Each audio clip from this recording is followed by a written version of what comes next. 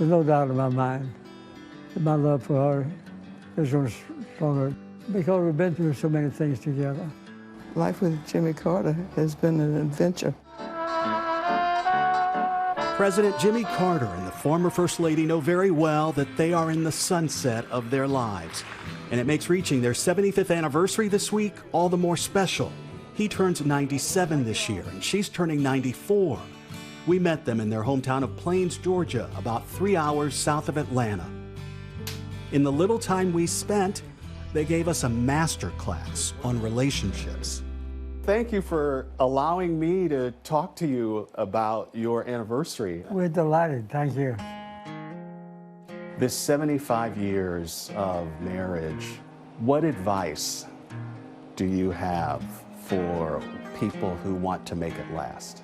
First of all, choose the right person to marry.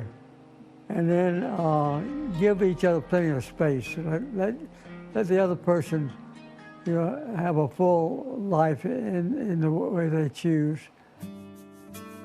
Mrs. Carter tells me she remembers to this day falling for her husband when he was really just a picture on the wall of her best friend's bedroom. Ruth was my best friend. That was Jimmy's sister. I literally did fall in love with that photograph. I would go in that room every time I went out. I think it was the uniform. When I first had a date with her, the next morning I told my mother that was the girl I wanted to marry. About 6 months later, I asked her to marry me, and she said no. So she held out until May of that year. It was wartime. Yeah. But I had promised my father on his deathbed that I would finish college. But he was persistent, and I gave in. This is the official record with the county, showing that James Earl Carter Jr. finally convinced Miss Eleanor Rosalynn Smith to marry him on the 7th day of July in 1946. He was just 21 years old, seen here fresh from the Naval Academy on their wedding day.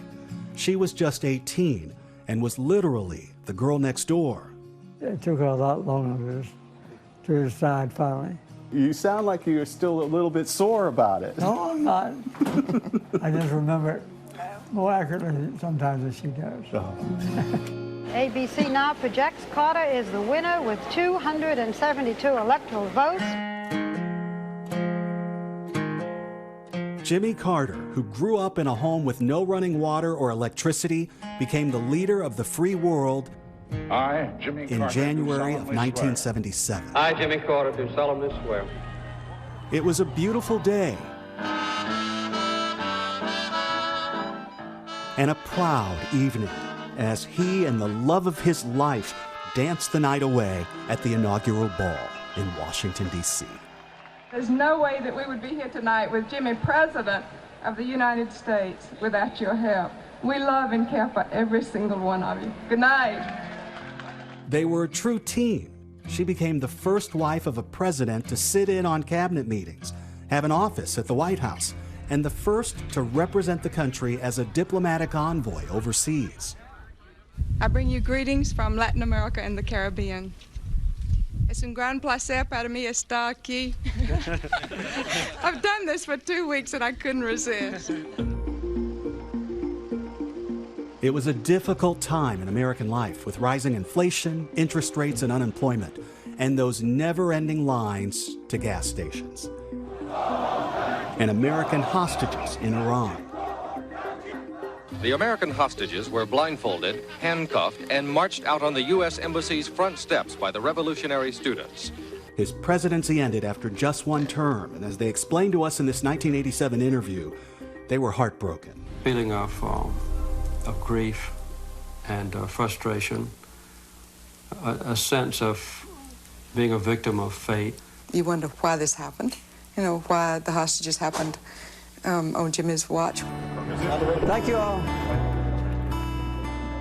But they would find new purpose and new success outside the White House, where together they started the Carter Center in Atlanta, a human rights organization that has literally eliminated diseases from third world countries and has helped to ensure free elections around the world.